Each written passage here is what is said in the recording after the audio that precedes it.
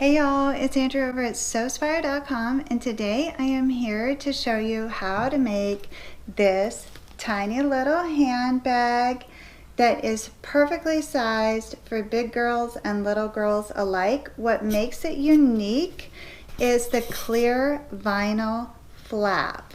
This is a really quick and easy sew, and it is my prediction that clear vinyl flaps are soon to be the biggest trend in bag making and bag design. So shall we get started? Okay, so to begin, we are going to craft the exterior using what I call the T method. If you are new to Sewspire, check the notes and you'll find a link to a very helpful tutorial on this T method. So for this part of the project, you'll have two body panels, the front and the back, that measure 9 inches across by 7 inches tall.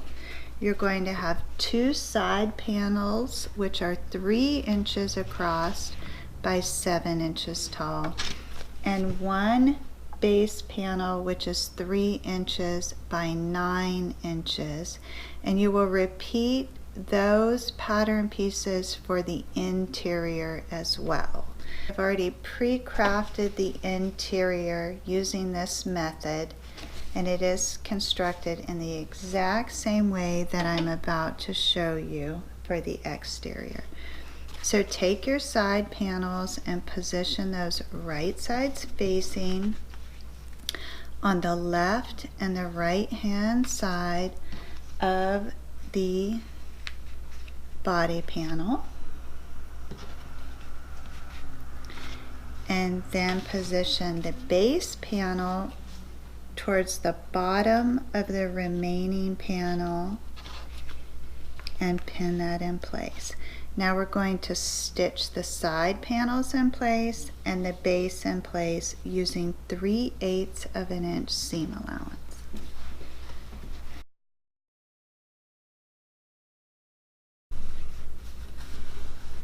Then open those panels, and you're going to have your tri-fold panel here. Then take the base panel and align the base with the base center of that tri-fold panel. Should have your seam allowance on either side of this seam, so approximately 3/8 of an inch seam allowance there. Now this is the trick with the successful T method, is stitching only from seam to seam across the base. Then you will take your side panels and begin by aligning the top edge first, and then the same thing is going to happen at the bottom. You're going to have that 3/8 of an inch overhang. So you're just going to stitch from the top to the seam only. And for these side panels, it is easiest if you pin those both and then sew them.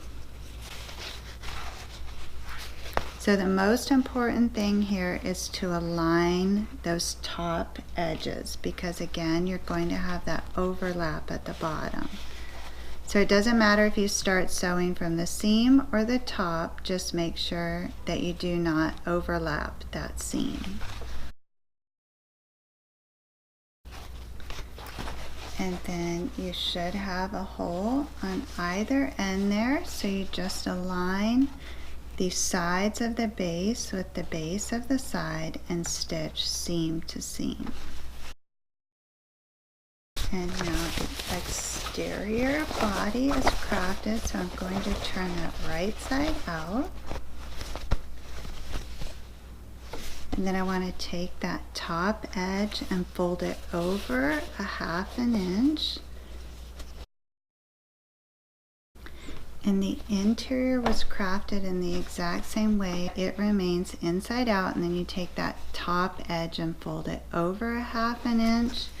And then you can fit that right inside of the exterior, and begin by aligning those side seams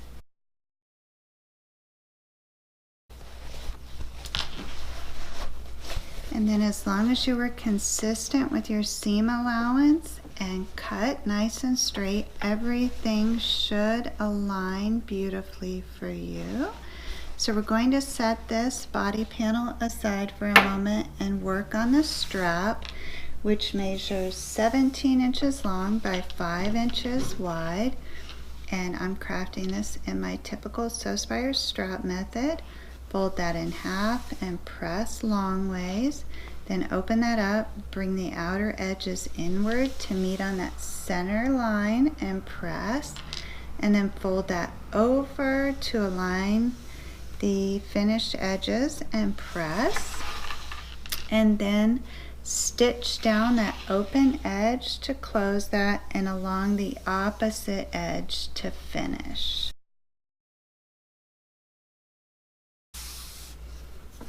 And that's what the finished strap looks like. And then you're going to insert the ends of the strap between the exterior and the interior layers, approximately an inch of leeway there, and you just center that on the side panels and pin it in place.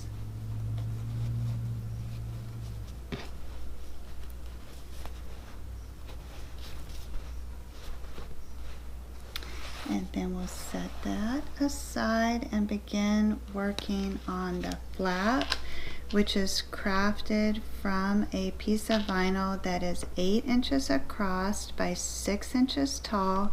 And then I have fashioned a little trim piece from a piece of material that was 3 by 9. That trim is crafted in the same way as we crafted the handle, just folding that and then folding it again. And I took the edges, which were raw, and I folded those inward and then hid them in between the vinyl there. And if you have clips, that'll be much easier to work with than these pins are. And so I have to decide which will be my front, and I think that this is very pretty. And for this version, I'm going to install a magnetic snap closure. So what I want to do is mark center here, which is right at 4 inches. So I'm going to put another pin there, and the front, you do not want to see the magnetic snap. However, I'm not going to be able to, once I install this top stitch across there, because the snap is going to be in my way. So what I'm going to do is top stitch within 2 inches of that magnetic snap, just to secure this trim. Then I'm going to install the magnetic snap and then create some accent stitching so it looks like that were intentional. I just want to show you here too, I do have this vinyl doubled up. You could use a single layer if you like, but I think it'll be really fun, because the sides of this are going to be open, to insert little quotes and things in between that vinyl. So I'm going to go ahead and double that up. So for now, I'm just stitching within 2 inches of that center point on the trim, and I will back stitch at the beginning and the end.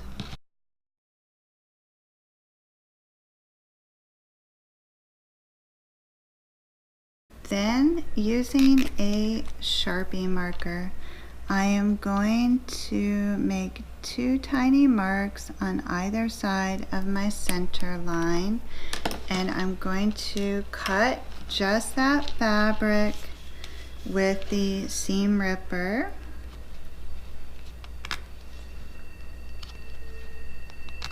So that I can install the male portion of that magnetic snap in between that trim. And those prongs will feed out the other side. Your magnetic snaps will come with a metal backer, I have misplaced mine. These were found in the junk drawer, so I'm just going to make an impromptu backing with some extra firm Pellon, cutting 2 little slits the same width as those prongs, and then slip that on top of there. And then these prongs fold in on each other, and that Sharpie marker comes in very handy then to the end of that to press those prongs down.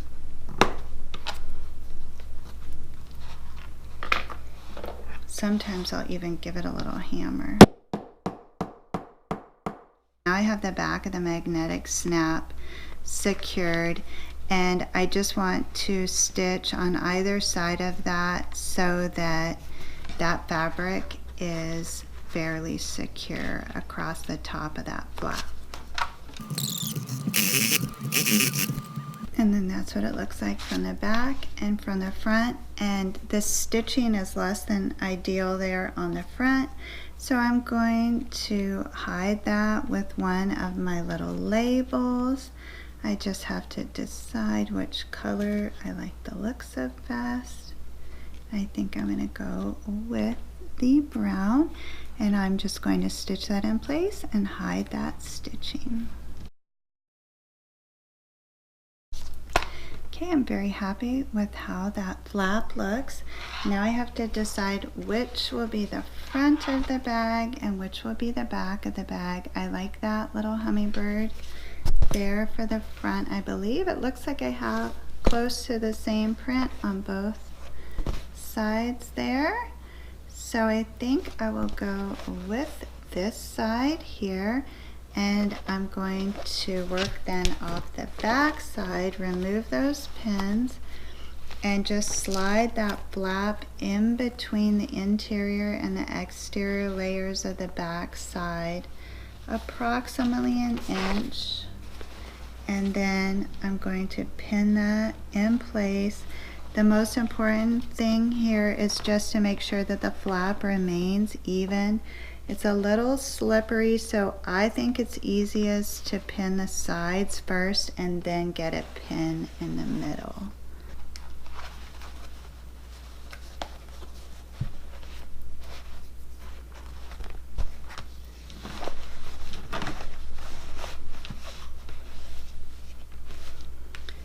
That's what it looks like from the back side, and then you will feed the flap underneath of your handle.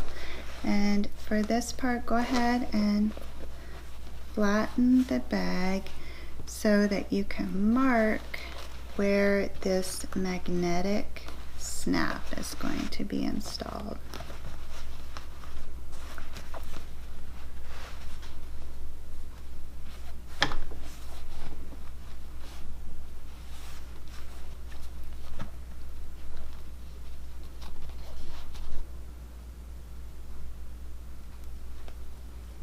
And then you only want to cut the exterior fabric so that the interior of this, or the prongs of the snap, are hidden.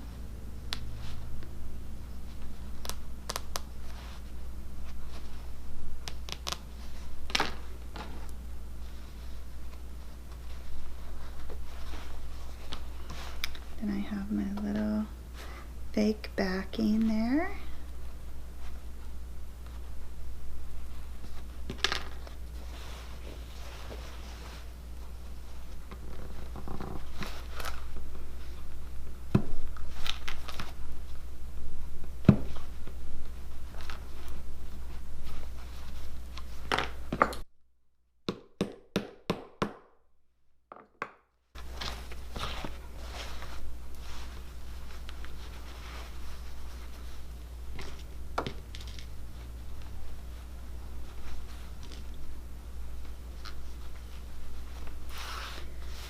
Got everything realigned, and I just want to test that out, and that looks super cute, very cute. Okay, now the last thing I have to do is put this up on the machine deck and stitch all the way around to secure the layers. I like to begin at the handle, and I will often reinforce the handles with a back stitch.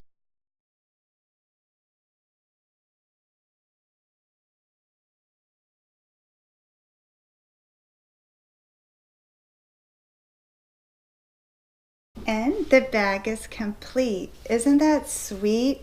I hope you enjoyed this project. Remember, you have a lot of options when it comes to the closure on this flap. For the first one that I made, my prototype, I used a press lock closure. That's much easier to install than the magnetic snap. Then of course you just saw how the magnetic snap comes together. You could use traditional snaps on that. You could use hook and loop tape. You could even do a button tab closure.